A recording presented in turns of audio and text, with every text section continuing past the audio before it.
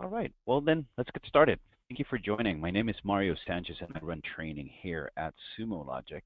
And before we get started, I'm just going to cover a couple of housekeeping items. The first one is you probably noticed already that you're on mute, and that's just to avoid distractions. However, if you do have a question, feel free to use that GoToWebinar panel, the question panel on your right-hand side.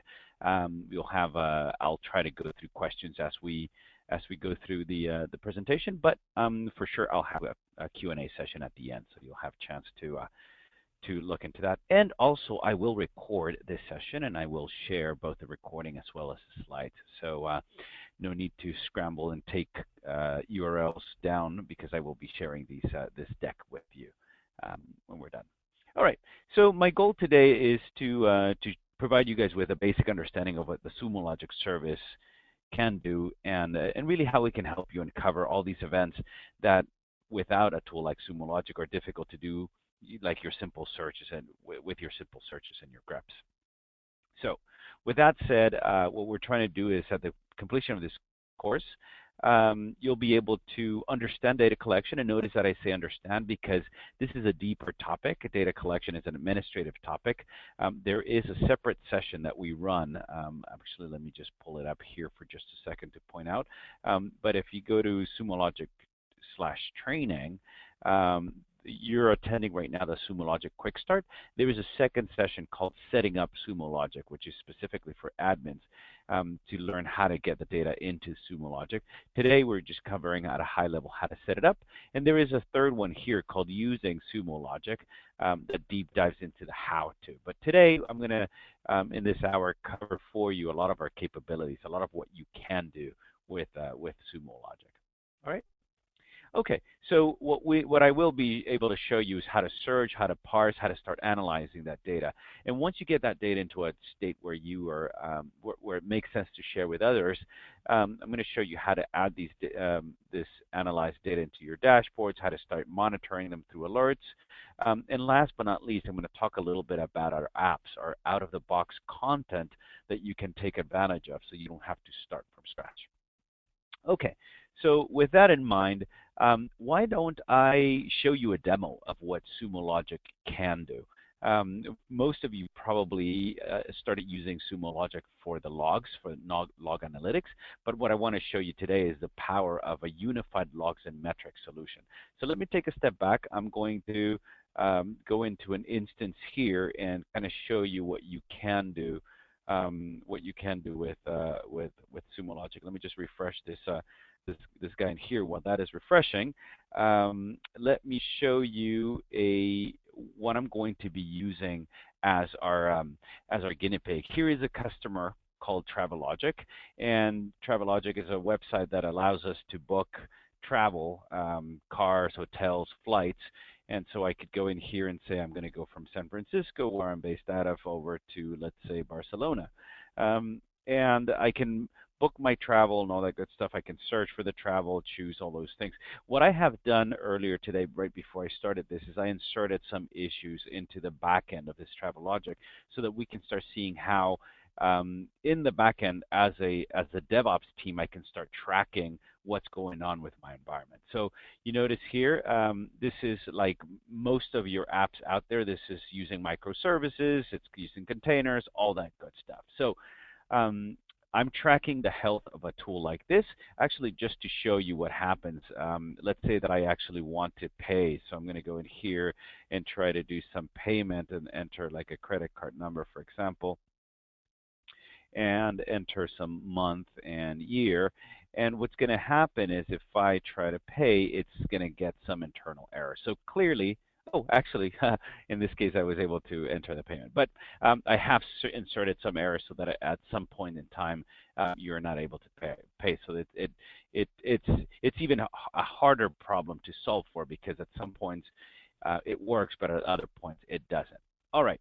If I am part of the IT team or the DevOps team in charge of keeping an eye on a tool like this, I probably would want to have a dashboard that looks something similar to this, that is giving me an operational overview of what's going on with my application, or in this case with my Travelogic website.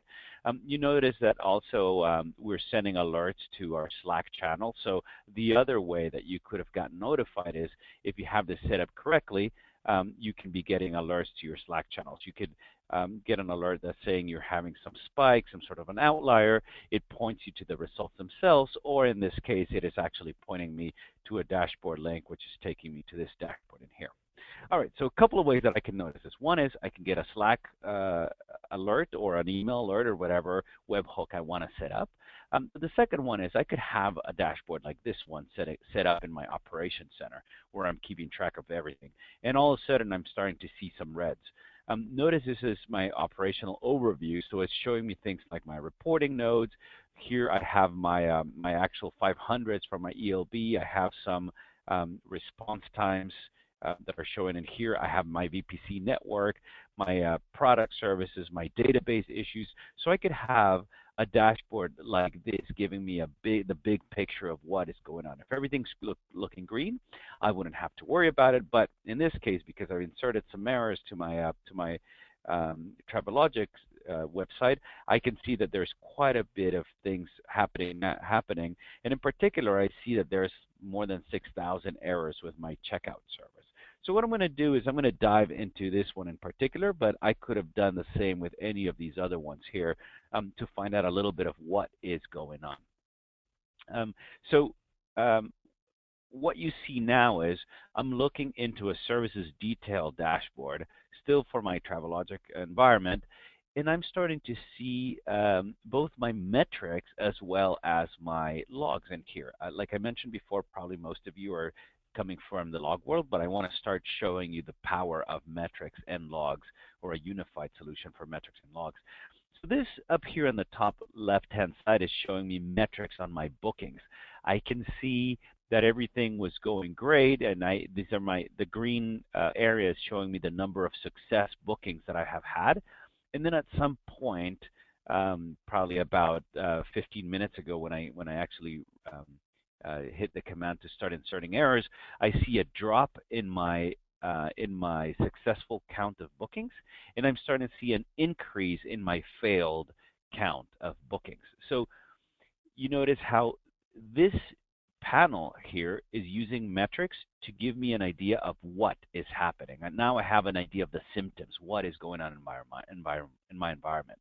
Here's another set of metrics that is showing me that around that same time, there was a big spike in CPU usage. If you notice, this is showing me that metric CPU total had a huge spike in the node called the travel checkout node.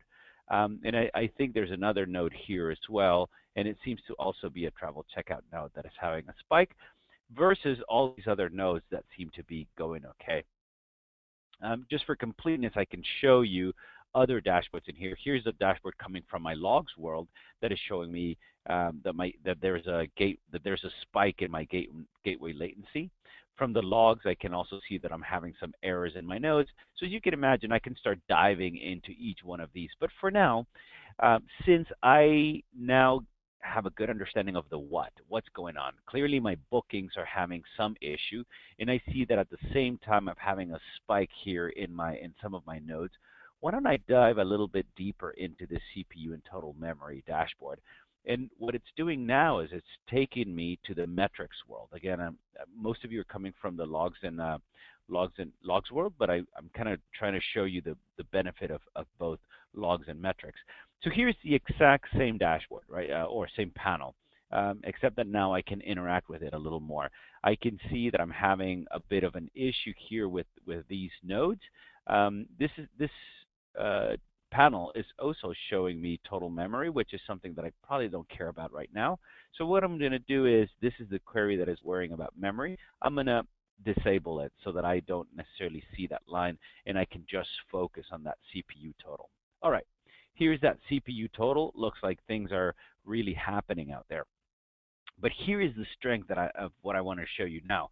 I now have a good idea of what is happening. What I really need to get to is, why is this happening? So what I'm going to do is I'm going to dive into the relevant logs to identify why this is happening.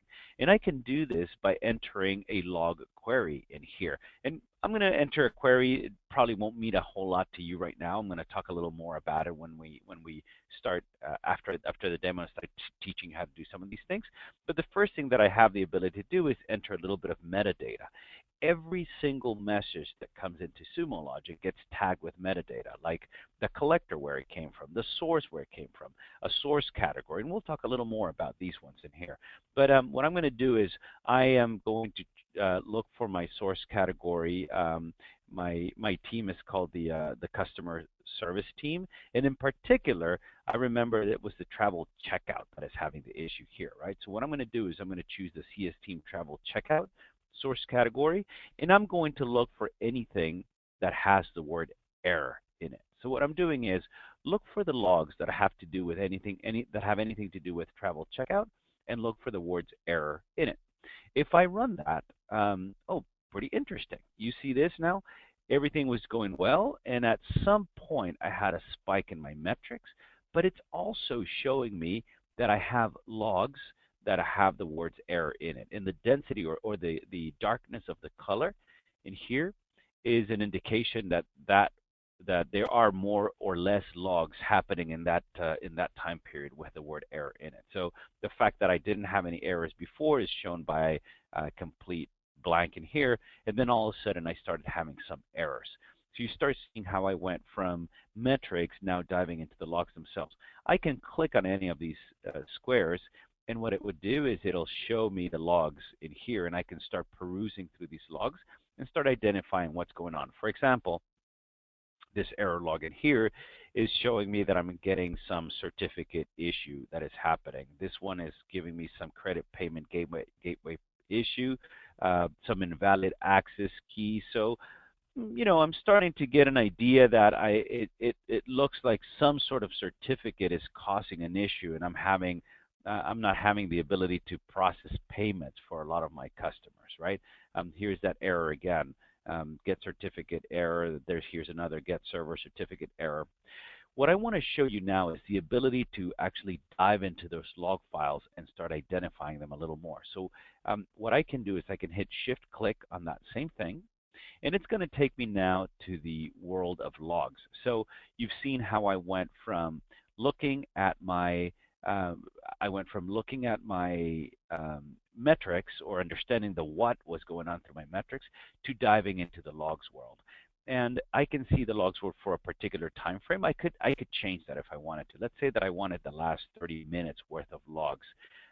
But as most of us know, a lot of the times the thing that causes the error doesn't necessarily have the word error in it.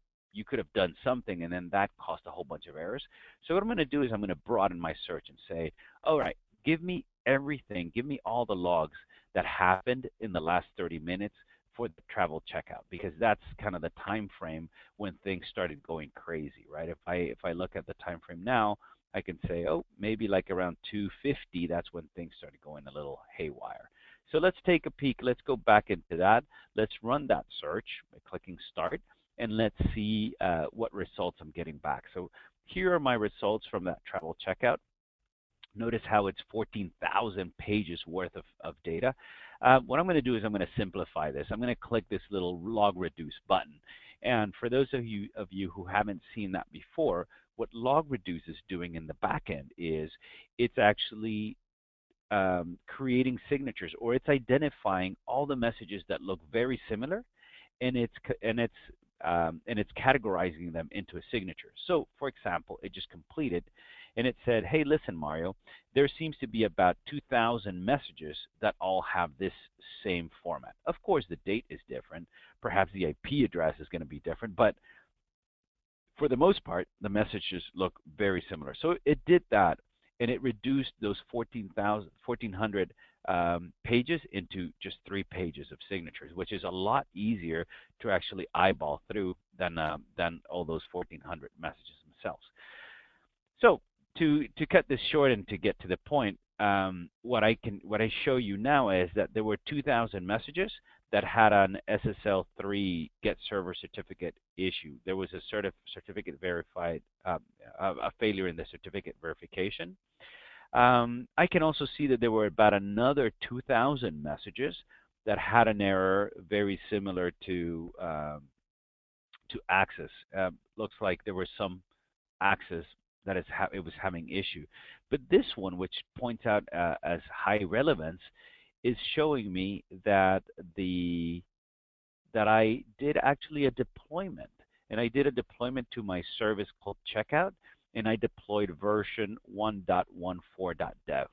So, to me, if this is a production environment, this should be a big issue, right? It looks like someone at some point deployed development code into my production environment, which is what is causing, probably contains the wrong certificate, which is causing this access error denied, which is what's causing the payments and all the gateway to fail.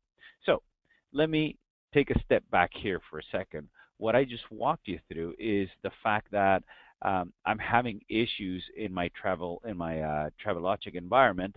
I went through this demo to kind of show you, okay, some stuff is going on. What is going on?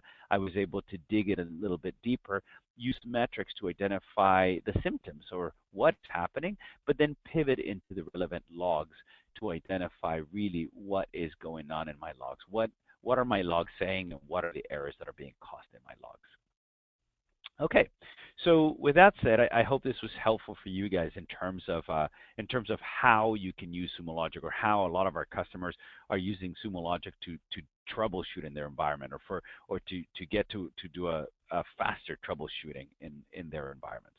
Let me close this for a second. Let's talk about Sumo Logic as a whole. As a matter of fact, let me quickly go through this. So now that you've seen it in action, most of our customers, if not all of our customers, are using Sumo for one or more of these three use cases. They're either a DevOps team and they're cranking out code and they're using Sumo Logic to identify the bugs that are in their code so they can fix them. They're either IT infrastructure and operations or some sort of a DevOps, and they just want full visibility of their stack. Or our customers are also using us for compliance and security. They're using our tool to automate and demonstrate compliance in their environments as well. These are just some of examples of things that generate logs and metrics. Metrics are just about anywhere. Logs can be structured or unstructured. It does not matter. We can take all those logs, we can take all those metrics into Sumo Logic, ingest them, and then you can start doing the analytics very similar to what you just saw in my environment. So at a high level, I assume most of you attending this webinar are fairly new to Sumo Logic. So at a high level, there's three main areas, right? There is getting the data into Sumo, and we do that through collectors and data collection. We're not going to cover this a whole lot. I'm going to briefly walk through some of the things that we can do here. But in short, for those of you who are administrators, you have access to go to Manage and Collection. And in here, you can see how all the different collectors that have been set up, or you can actually add collectors to start getting your data into the system. We also have this nifty setup wizard, which makes it a lot easier. So you can upload files, or if you're setting up a streaming data, there's a lot of these sources that we've already worked with. If you're sending us Apache data, we know what that kind of looks like. If you're sending us data from your AWS environment, we can help you collect that as well. If you're sending us some metrics through Drop Wizard, we can help you. We get you started with that kind of stuff as well. But if you're sending data from all other sources that might not, from other sources that might not necessarily be here, or perhaps you're sending data from your custom application, you can also install a collector and pull a file, a local file. You can use syslog, you can use an HTTP source, meaning like an endpoint that you have your own custom script to send us data to. So we certainly get you started with this wizard to make it a little easier for you. All right, going back to this. So the main one area is getting the data into Sumo Logic. And the second one is, all right, once that data is in Sumo Logic, how do I analyze that data? And this is where we're going to be spending most of our time today. How do I analyze that data? And lastly, how do I alert and dashboard that data so I can share it with others in my organization? From a data collection perspective, I said I'm going to briefly cover this, but this is a typical Sumo Logic customer. They have a hybrid of installed collectors. This is a very small agent that sits in your hosts, in your host servers, or what we call a cloud collector. I'm sorry, a hosted collector, which sits on a Sumo Logic cloud, and then you would have some script here, let's say a curl script that is sending an HTTP post over to our collector itself. Now, every single message that gets sent to Sumo Logic, and now I'm talking more from the logs world, every single message that gets sent, oops, sorry about that, gets tagged with this metadata, these 5 metadata fields. The collector that it came from, the source host, the source name. That's why I'm able to say, oh, I just want data from Apache Access, or I just want data from Apache Error, because I can use this metadata field to get that data. So if I look at the previous picture, here is the same picture, but now I've added source category. And you notice how I'm using something like web server /Apache /access versus web server /IIS /W3C. And the reason that I use this broader to more specific naming convention is because I can do things like this. I can say, I can search where source category equals WS Apache Access and only get these guys at the top on A and B, or I could say WS Apache star, and that would be searching across all host A and host B, or I could even say just search across all my web servers regardless of the brand. So getting a good naming convention for your source category is going to become very important as you start searching in your data. All right, so I'm going to exit out of these slides and just dive into the tool itself. For most of you, you probably are presented with a screen similar to this one, and you clearly now know that you can do something like just search for the word error. If you've tried anything, you've probably tried that already, and you see that you get a whole bunch of messages that have the word error in it. From a best practices perspective, however, that's not necessarily the best search. What we recommend, at least 95% of the time, is that you use the metadata that is available to you. One of the best ones to use is source category, especially if you created a good source category naming convention. So, for example, if I would just want to search across my Apache Access data, I can do so. I can say source category equals Apache Access, hit start, and that will bring back 15 minutes worth of Apache Access data. Of course, I can change this. I can click on here and say I want the last 60 minutes, last 3 hours, this month's worth of data, last 14 days. What if I want data that, or a time frame that is not listed here? Let's say last 30 minutes. Well, you saw me do that, or last 45 minutes. All you have to do is minus 45, and that's now pulling last 45 minutes worth of data. What if I wanted to do, let's say, 15 minutes worth of data, but 30 minutes ago? So I can say I want from minute 45 up to minute 30. So that is effectively pulling 15 minutes worth of data, but starting 30 minutes ago. All right, so far so good. I could also, by the way, use something like, if I want to do custom, I want to pull from from March 5th all the way to March 8th, but on March 8th I want it to go only till 8 p.m. or something like that. You can do so by using this option in here, hitting apply, and that will do the search. But let's keep it simple for now. Let's just look for the last 15 minutes worth of data, and I should be getting my messages in here. All right, if I wanted to search for a specific keyword in here, let's say that I only wanted those messages that had the word Mozilla in it, I can do so just by entering the keyword as well. Notice that I didn't have to specify the and. The and is implicit, so this statement and this statement mean exactly the same. All right. What if I wanted to do a little more? So far so good. This is pretty simple, right? I searched through my Apache Access logs. I searched for those with the word Mozilla. But you notice in here that here's my URL, here's my status code, here's my size. What if I wanted to find out how many messages I'm getting that have a status code of 404s or my 500s? I really want to start identifying what's going on in my environment. Is everything looking good? So I'm going to show you what the next thing that you most likely will want to do, which is you want to start parsing your data. To parse your data, there's a couple of ways that you can do it. I'm going to show you the easy way first. I can highlight some content in my logs, and that's going to give me the ability to parse the selected text. Let me show you how that is done. I can say, all right, great. Anything between that get word and the word HTTP, I'm going to extract that, and that's going to be my URL. Then I'm going to grab this here, and I'm going to extract it, and that's going to be my status code. And you get the point. I'm going to then get size out of this guy in here. And to keep it simple, I'm just going to say this is my refer. And the last one in here is just going to be my user agent.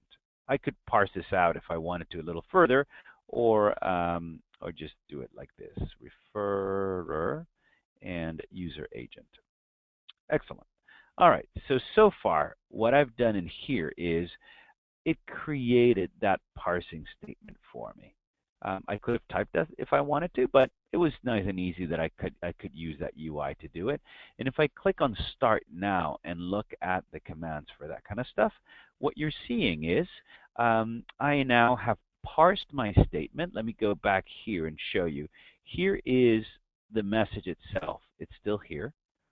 But now I've parsed out the user agent. I've parsed out the URL, I've parsed out the status code, I've parsed out the size, the refer, the time. So the time gets parsed out by default. I always get it. But just like the time gets extracted, now I've actually extracted a few other fields. So the cool thing is that now I could do something like count by status code. And this is giving me now an insight into how many of my hits that I get from anyone who's using a Mozilla browser are getting a status code of 500 or a status code of 404 or whatever it is that I want to be measuring in here. The good news is that most of the stuff is 200s. That's great. I expected that, but it's still a good high number for 404s. So we'll get to that in just a second. Let's come back to this parsing statement that I showed you before. So essentially what I did is I used the word get and the word HTTP 1.1 as anchors, and I said anything that is in between, go parse it. And then look for a space, and then anything that is there, go parse it. And then look for another space, and then go parse it, and so on. So essentially I said, look for this pattern, look for this predictable pattern, and extract the fields that are between it. There's a few other ways that you can actually do parsing. What I'm going to do now is I'm going to point you to documentation, because I'm going to point you to the other parsing options that are available to us. As a matter of fact, I'm going to go here into Parse Operators, and I'll show you that the one that I just talked about is this one called Predictable Patterns Using Anchor. So if you click here, you'll notice that this has that UI that I talked about earlier, how to parse a text and you extract the value and all that good stuff. But what if the strings that are coming to me are not that predictable? Well, in that case, you can use regex. And many of you guys have probably used regex already. For those of you who haven't, I'll give you a very, very brief explanation. As a matter of fact, let me look for an example. Here we go. Here's an example. This example is saying, listen, look for this pattern. And this pattern says, look for a number or a digit between 1 and 3 characters, followed by a period, and another digit followed by 1 and 3 characters, and another period, and another digits, 1 and 3 characters, 1 or 3 digits in a period, and 1 and 3 digits. So, as most of us know, this looks very similar to an IP address.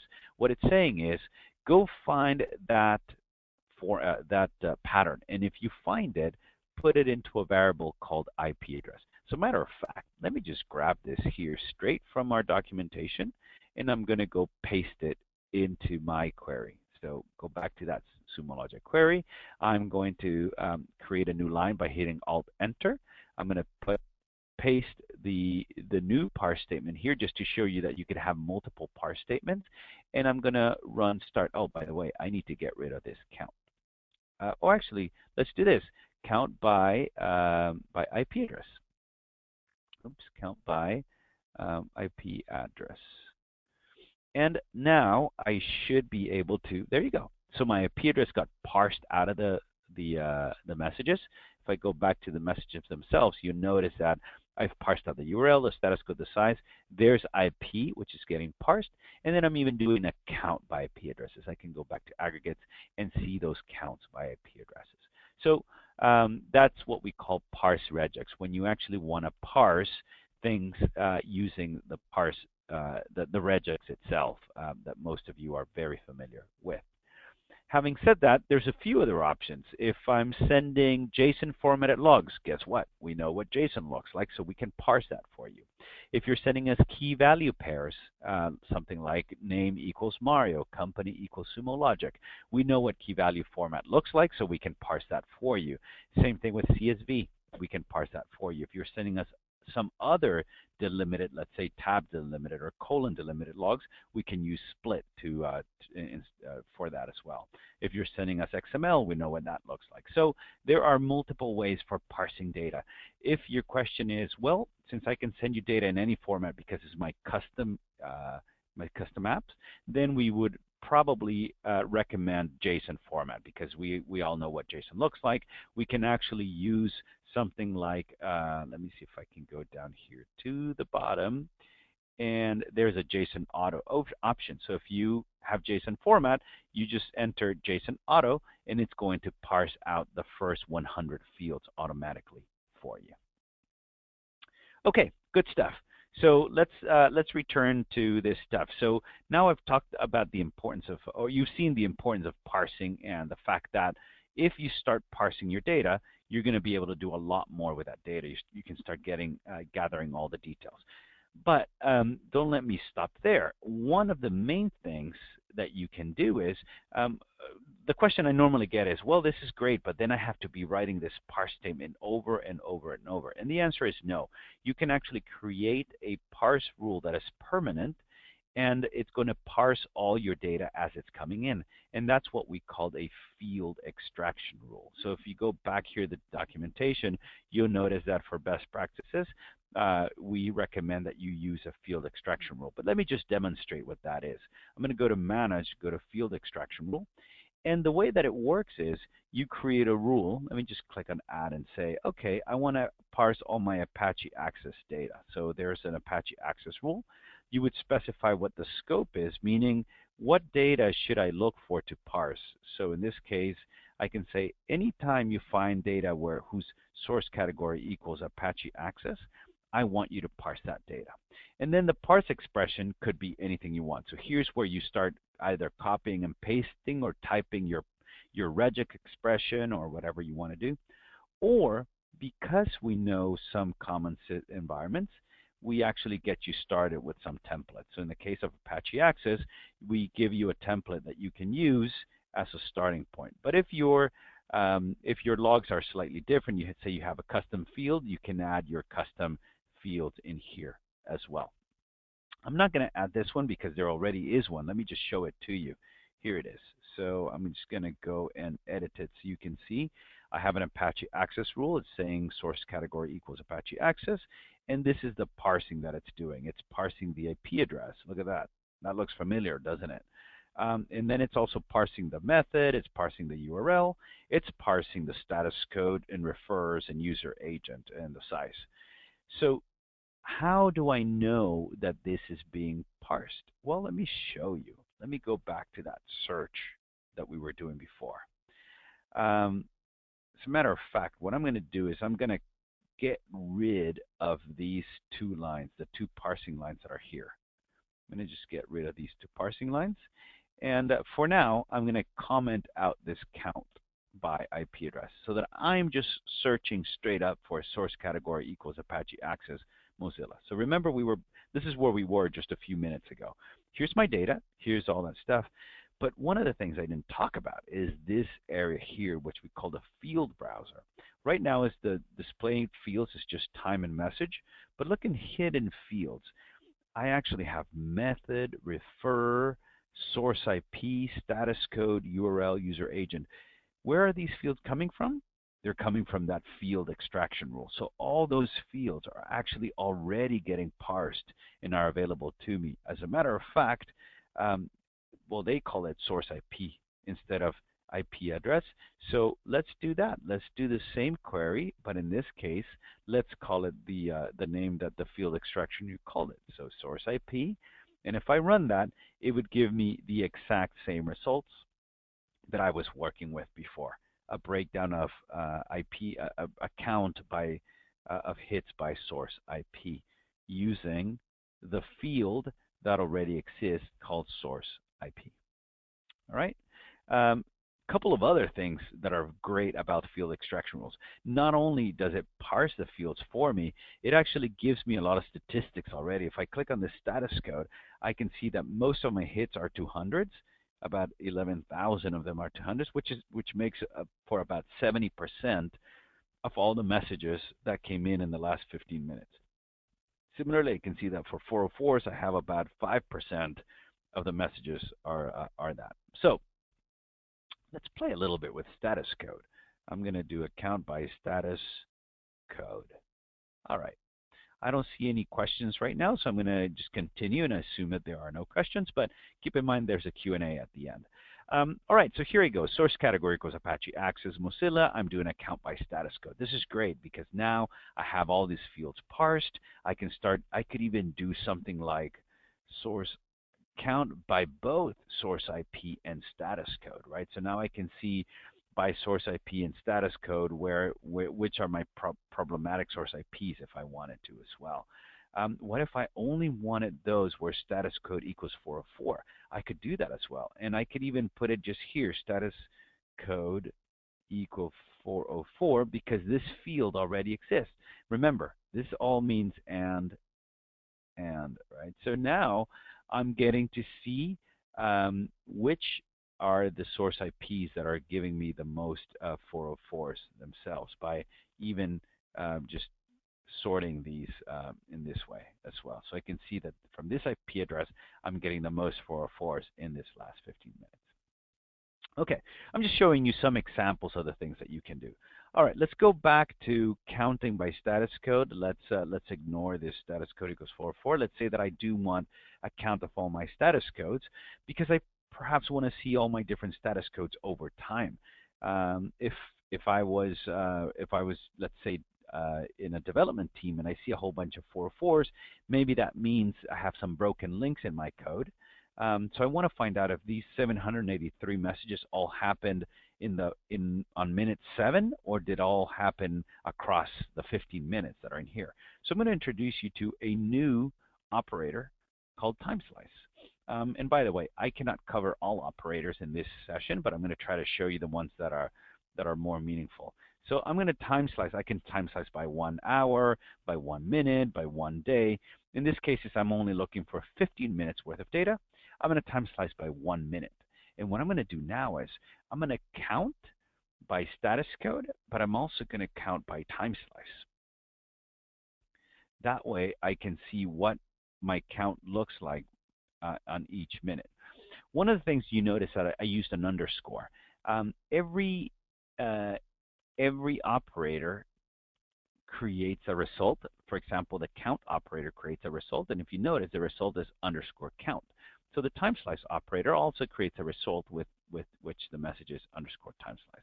So there you go. Now I can see that at 3:38 for status code 404, I had a count of 50. This is kind of hard to read, so I'm going to introduce one more operator here for you. This one is called transpose. And like in Excel where you can pivot, that's exactly what this is doing. I'm going to say, listen, put my rows, in my row, put my time slice, and in my column, put my status codes. And what I'm doing now is, status code, not status codes. And what it did now is it changed my list into a table, and I can see that on minute 328, I had these many 302s, these many 404s, no 403s, and so on. And you get the point. So you can see how easily, with a couple of lines of code, I can turn a whole bunch of just messages, just plain text, into meaningful aggregated data that I can start making sense. Going from something like this to a chart is incredibly easy. I can start charting it. For example, here is a bar chart of my status codes over time. I can do a line chart of my status codes over time. I could do an area chart, and you get the point. You could do a pie chart and all that good stuff. Let's say that my So these ones here are my 200s, and these ones here are my 304s, which are overpowering my dashboard, and I don't want those. So how can I get rid of them? I'm just going to show you a little example. I can say status code equals 200 or status code equals 304. But since I don't want them, what I'm going to do is I'm going to put a bang right in front of it. And now I'm going to get the exact same results where we're not including 200s and we're not including 304s, as you can see in here. And there you go. Here is my bar graph of all the different status codes over time, at least over the last 15 minutes. Now, I can't get into too much detail here, but I want to show you that for each one of these options here that you have available, you actually have some settings that you can play with. I'll just show you one. I'm going to change the series here. I'm going to say, since I care for the 404s, I'm going to turn my 404s into a line chart on a secondary axis and click on Save. And now what I see is I'm highlighting or I'm showing my 404s, which are the ones that I probably care about, in relation to the rest of my other status codes that I can show. And going from this to putting it into a dashboard is as simple as clicking Add to Dashboard in here.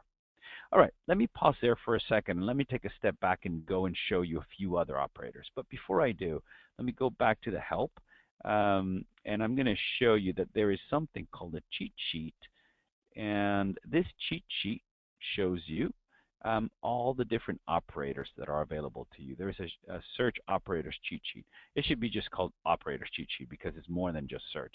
It shows you by function all the different operators we have. So from a parsing perspective, remember we talked about parse anchor, parse regex, key value. So these should look familiar to you. These are the parsing operators. We have aggregating operators. So if you want to do averages, counts, first and last, min, max, all the stuff that you're used to, plus a few more. From a search perspective, all the different operators available to you, from conditionals to the ifs and all that good stuff. So even though I can't go through all of them, what I wanted to do is show you some of the more interesting ones. And I've opened a few options in here to show you exactly that. So the first one I want to show you is one called the Lookup Operator. Check it out. The Lookup Operator is saying source category equals Apache access. So the Lookup Operator is here, but I'm just setting the search for you.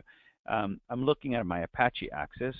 I don't even need this parse statement because if you remember, we have a field extraction rule that is parsing that IP address for me. So I'm going to get rid of that to make it even simpler. And I'm saying, okay, use the Lookup Operator to find latitude and longitude from this service called GeoDefault. By the way, the syntax for this, I'm pulling it off literally from here. Let me just go find that GeoLookup operator for you. So I'm just going to go here and go GeoLookup. Oops, look up. Did I misspell this? I did. All right. Here we go. So I'm just looking for the GeoLookup operator. Here it is. And it even shows you here how to use it. It shows you what the result is going to be. It shows you the syntax. It shows you an example. As a matter of fact, in this example, they're looking for latitude, longitude, and a few other fields, country code, country name. Let's go grab these as well. I'm going to go grab all of these from this example and add it to ours. So we're going to look up for latitude, longitude, and all these other fields from this service here, where IP equals source IP, and I could even put this in a new line if I want to, right? So then I'm going to count by all those different fields, and let's try it out. I'm going to go against my Apache access data.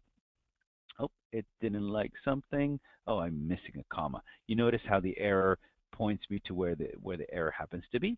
I'm missing a comma, so let me run that now, and hopefully this is going to give me some data. There you go. So it's giving me a count broken by all these different fields that I requested. Now the cool thing is that to go from that to a map, I literally just hit this little map icon, and you will see in just a second. Let me just move this and expand this so you can see it. It's showing me a map with all the different points where my IP addresses are coming from. So I can easily add this now to a dashboard and call it destination or origination of my IP addresses, whatever you want, or client locations or whatever you want, and I just parsed it out. Let's say that I only wanted to focus on the US. How would I do that? Well, it's pretty simple. Since I'm already grabbing country code, where is country code? Do I have country name, country code? Yeah, let's go look at the data itself. So I'm going to go back and put this in table format. Here's my data. Here's country code. I see the country code equals US. All I need, as you guys are probably already figuring it out, is a where clause. Where country code equals US. And it's as simple as that. Now it's going to limit all my results just to country code equals US. And if I look at a map, of course, it's only going to be focused on the US of A, because that's all I'm looking for in terms of data points. So you're starting to see that I'm using a syntax that is very, very, very similar to SQL. It's fairly easy to learn. And once you understand a few queries, you can start using those queries as templates for other queries as well. Let me show you one other operator that is incredibly useful. This one's called the Outlier Operator. Let me run this query first, and then I'll show you. So what is this query doing? It's saying, go to source category. By the way, I only want those messages that have a status code of 404.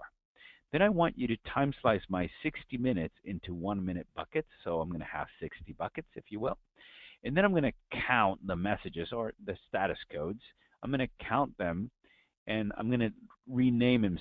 Instead of being called underscore count, I'm just renaming it to server error count. And I'm counting them by time slice. So far so good. As a matter of fact, let me exclude that so you can see what it's doing. Pretty similar to what we did before. By time slice, I'm just doing a count of the errors, and instead of calling it underscore count, I gave it a better name, right? But now this outlier operator is doing something pretty cool. It's taking that count, and it is, let me just show you here what it's doing. It is creating the wrapper, the outlier wrapper, to show me whether I am inside or outside of a window that I care for. So this outlier is saying, okay, go back 5 data points. For each point in here, go back 5 data points and identify if that is within the standard deviation that I care for. In this case, I'm looking for 2 standard deviations. If I change this to 5, I would be looking at 5 standard deviations. And you notice how I have less things outside of the standard deviations because I chose a broader standard deviations. Consecutive means how often do you want me to point out whether there's, how many errors should I take into consideration, consecutive errors should I take into consideration before I flag this as an issue for you. If you say 1, that means every single error. End direction just means, should I show you everything above the standard deviation or just below the standard deviation, or both directions in here. So let me just change this back to, like, say a 3. And you'll notice how there's a lot more pink triangles, meaning violations outside of that standard deviation. So this outlier example becomes incredibly useful when you're trying to set up alerts. Instead of setting static thresholds, you would want to use outlier to use dynamic thresholds for your alerts as well. Here's another one, predict. Predict allows me to do some forecasting. So the simple prediction is I have, let me just show it to you in this. Here is my data points in light blue, and I can easily predict what is happening or what is going to happen for the next 10 data points, for example. So it's just allowing you to do some forecasting and find out what's coming up in the near future. All right, in the interest of time, I want to show you one here called log reduce. I have some data called my security data that is coming from Snort. Snort is helping me identify if I have network intrusion, right? So let me actually get rid of this little message in here. So source category prod security Snort is just showing me the data for the last 15 minutes. Again, look, I have about 63 pages worth of data. If I am a security analyst, I have no real idea what exactly I'm looking for. Yes, of course, I'm looking for attempted denial of service. I'm looking for attempted information leak. But sometimes I'm getting new attacks and I have no idea how to recognize them. So I showed you earlier this log reduce button. I'm going to show it to you one more time. This gives me the ability to turn all those signatures into a small number of signatures. So there's about 438 messages that they all look like this. Of course, a different IP address, but for the most part, they look small. And what this allows me to do is look at the ones that are happening only once or twice. So um, I can always look at the messages that are happening just once and identify if those are new threats. So for example, let's say that I care for this one here. This one's happening only once and it looks like someone's doing some web application attack. I can actually dive into the message itself and start looking at what the actual message was all about. But even better, I could potentially say, hey, listen, I actually want to find out what was happening a minute before and a minute after this message, or 5 minutes before, 5 minutes after, for the entire set of snort data. Or I could say only for the snort data, but just for that particular host as well. So I could do it even at the host level. This is the host that was compromised. So let me go look at the data 1 minute before and 1 minute after of what got compromised. Okay, so I'm going to stop there from the analytics perspective. Of course, there's a lot more that I could cover. Actually, I'm going to show you last one in here. I'm going to just kind of copy this one. And the one that I want to show you is called LiveTail. So most of you guys do a lot of tailing in your environment. Unfortunately, if you're a developer, one of the things that you cannot do is you probably don't have access to your production environment. So it's really hard to run a tail in a production environment. You might have to skip to a box to then do to go into another terminal to be able to do it. Whereas what we're providing you here is the ability to run LiveTail, not only in one box, but across all my different boxes that are running Apache Access, because I'm looking for that source category. I can eliminate it only to those that have the word Mozilla in it. I can highlight things like 404 or error or even the word Mozilla in it as well, right? So you notice how I can do some highlighting. Of course, I can pause it. I can scroll up. I can restart it and continue going with this stuff. So the ability to tail your production environments right off of this UI. All right.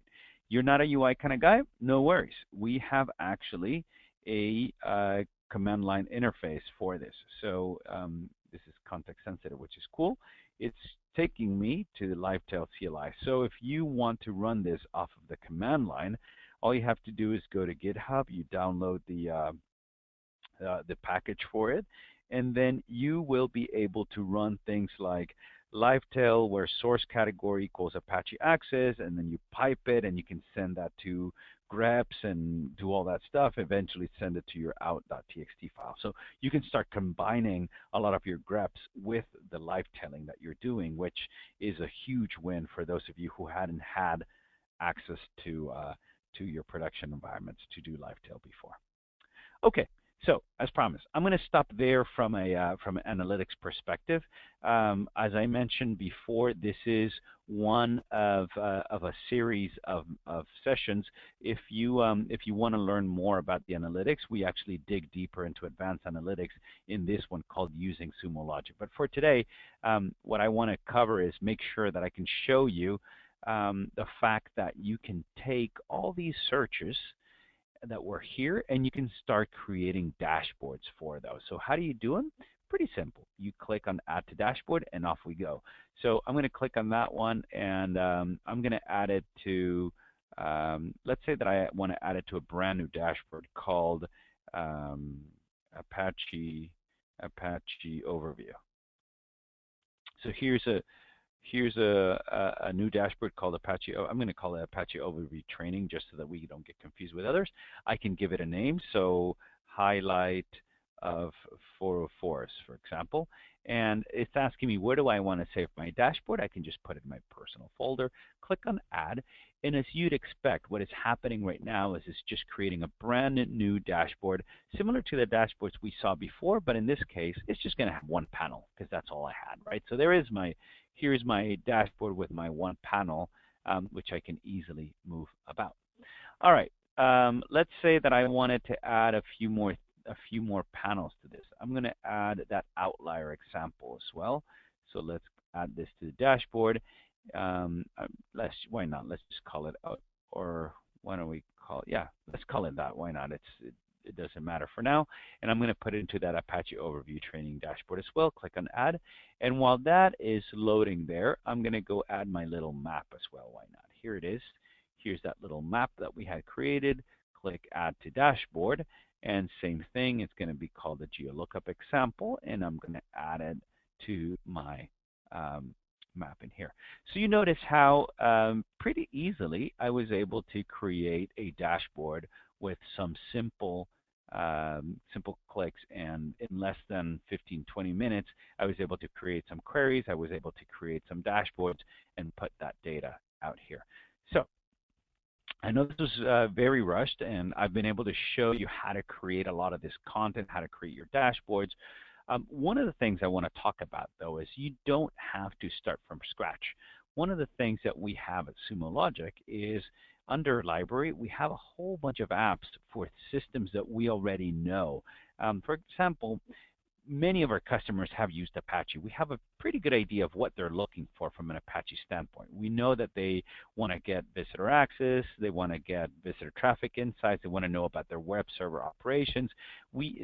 That's from a dashboard perspective, but we also give you a whole bunch of queries. For example, you might want to care about robots, you might want to care about server starts and stops over time. So we have a very good sense of what things you're looking to do with the different sources of data. So you can actually install an app. As a matter of fact, let's do that. I'm going to go here and I'm going to install this Apache app. But what it's asking me is, how do I know what is your Apache data? Well, I can go in here and say, my Apache data is my Apache access. If I was using some other filter, I could go in here. Perhaps I call my source Apache test or something like that, or whatever I called it here. I could always use this custom data filter. But fortunately for us, today is pretty simple. My Apache access, I'm going to call it the Apache app in here. And I'm just going to put it in my personal folder for now. And I'm going to click on install because I want to show you what it does. It essentially takes a copy of all that content that we had available, and it's going to start ingesting all my, or not ingesting, but it's going to load all those dashboards with my data because I told it how to map it to my data. So there we go. Under my personal folder, by the way, to get to your personal folder, you go here to library and you have your personal folder with your stuff, but you also have the organizations folder. Everybody else who has decided to publish stuff, to make it public, you can see it here. So you could go to Mario's folder and see all the things that Mario has decided to share. For now, let's go to that personal folder, and in here is my Apache app. And look at this. I'm just going to open some of these tabs in here so you can start seeing some of the dashboards that come out of the box, including, look at this, including a whole bunch of queries. Let's just open one of these for now. How about server stops and starts over time? So I'm going to click on that. This is the query itself. There's a lot of extracts that it's doing, so don't be fooled by a lot of this. It's really just doing a lot of extracts with a little bit of if statements at the end. But here's the cool thing. Even if it looks scary and daunting, I didn't have to write it. It came out of the box, and now I can really just start tweaking, or I can learn from how it was put together, right? So the cool thing is you can easily start looking at stuff that already exists and start identifying how you can use that for your advantage. All right, let's look at some of the dashboards that come out of the box. Again, I just installed this. I haven't cooked any of these myself. They were all cooked, and all it's doing, it's taking my data into them. So there you go. You see popular mobile devices. Down here, you're seeing top 10 PC versions. You're seeing browsers and operating systems, visitor platforms. Let me look at this other one. Visitors by location, so worldwide visitors versus US visitors, Apache visitor traffic, top referrers, and all that good stuff. And I can even see my web operations. Top 5 clients causing 404 errors. Look at that. So here is the really cool thing. Because all these are here, I don't have to start from scratch I can literally click on this icon, and it's going to take me to the query behind that. So in this case, it took me to the query behind this panel, the one that was showing me the top 5 clients causing errors. And where is that UI? Here, let me go back to it. Here's the query that it ran. It said, all right, source category equals Apache. And really, I only care for those things that are starting with a 400 something, 40 something, 410 something, 420, 430, 440, 450, 490. And then it's saying, okay, once you have those messages, I want you to parse the IP address. Awesome. I want you to parse the method, the status. Remember this? This looks very familiar, right? As a matter of fact, we could even get rid of this because we have a field extraction rule that does all that for us, which is even cooler, right? So we could even simplify it to this. And then I have a where clause that's saying, by the way, I just want it where the status code matches 400s, and then count as by source IP. And then I want to sort it and then just limit it to 5, meaning just give me the top 5 of those. And there you go. There's my solution. The source IPs that are giving me the most server errors that I'm seeing. Sorry, client errors that are being caused up there. Or the top 5 clients, sorry, causing 400 errors in there. So again, the reason I'm going back to this is because all this comes out of the box. I did not have to build it. But the cool thing is that I can use it to edit whatever I need. As a matter of fact, let's look at this one. Remember that we built something very similar? I bet you that if we open it, look at it. It is doing exact same thing that we did. Source category is Apache Access. Here's all those parse statements that we don't need because we are using a field extraction rule. There is that lookup. There is that where clause limiting just for the US, and then it's just counting by that kind of stuff. So good news is a lot of out-of-the-box content for common apps, anything from Akamai to a lot of the AWS entities, Box, Cisco, Docker, and so on. And also there is a preview tab. The difference between the apps and the preview tab is that the preview are apps that we released recently, and we're asking you to give us some feedback. And any feedback that we receive that makes sense, we're going to fold it back into the app itself to make sure that we're providing the value that you're needing from those. All right, last thing I'm going to show you, and then I'm going to open it up for questions, is alerts. So from an alerts perspective, let me, it's incredibly easy. As a matter of fact, I'm going to use an example that it's already out here. This one in here. So from an alerts perspective, let's say that I want to alert every time there's a little pink triangle. That means that there's an outlier and something is not going as expected. If I go back to the table view of that, you'll notice that I have a field called server error count violation, and that server error count violation is set to 1 whenever there is a violation. So all I really need to do is here is add a where clause that says where server error count violation is greater than 0. If there ever is a result, it's because I actually have an outlier. So cool. Now that I've identified the query that tells me when I want to alert, all I have to do is set up the alert. I'm going to show you that right now. It's super easy. First thing I want to do is I want to save my query. So I would go here, give it a description and all that good stuff. But down here at the bottom, I have the ability to schedule this search. Click on schedule this search, and I have the ability to say, okay, I want the search to run, let's say hourly, and I wanted to choose the last 60 minutes worth of data from a range perspective.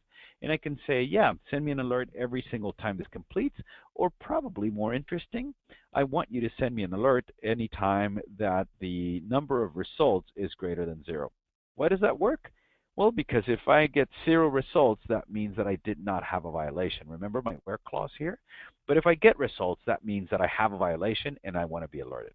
Now, how can I get alerted? The easiest is email. I just specify an email here, Mario@Sumo, and then I could say I want the email to include this as the subject header. You notice some of the $ variables in here. Here's some examples, or some here's examples of the variables that I can include in the header, in the subject. And I can include the query itself, the results set. I can even include the results as a CSV attachment in that email as well.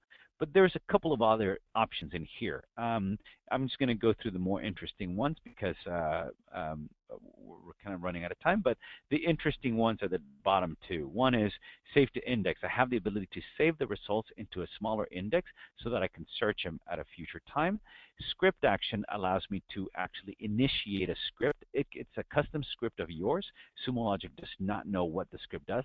All it knows is where it sits and how to call it. But the last one is webhook. And with webhook, I can essentially create connections. In this case, I've created a HipChat connection and a Slack connection, and I can actually send the alert to those connections. In short, anything that has a REST API, you can create a webhook to.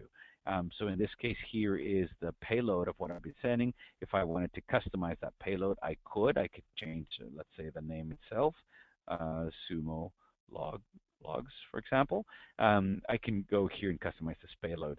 The last thing I'm going to show you is if you have access, you can go to Manage Connections, and here is where you would add those connections to, like a PagerDuty, a HipChat, a Slack, or in short, as I said before, anything that has a REST API. As long as you know what that payload should look like, you can create a connection in here which you can use with your alerts.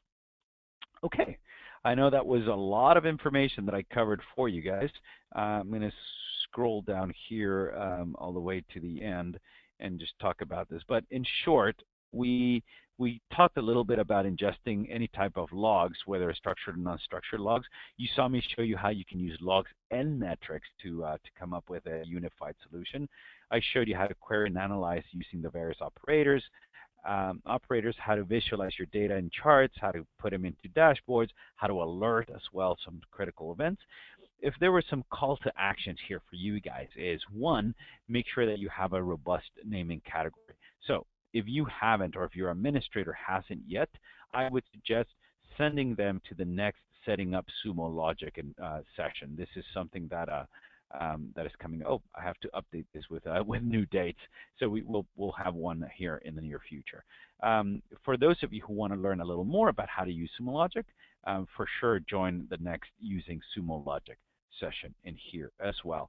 The next one is, you saw how important it is to parse your data. So field extraction rules become incredibly useful, at least for your popular sources. That way you're not parsing over and over in your queries.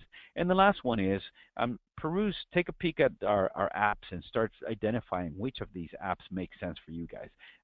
It's not only out-of-the-box content that you can take advantage of right now, but it's also a great learning tool to be able to start learning Sumo Logic.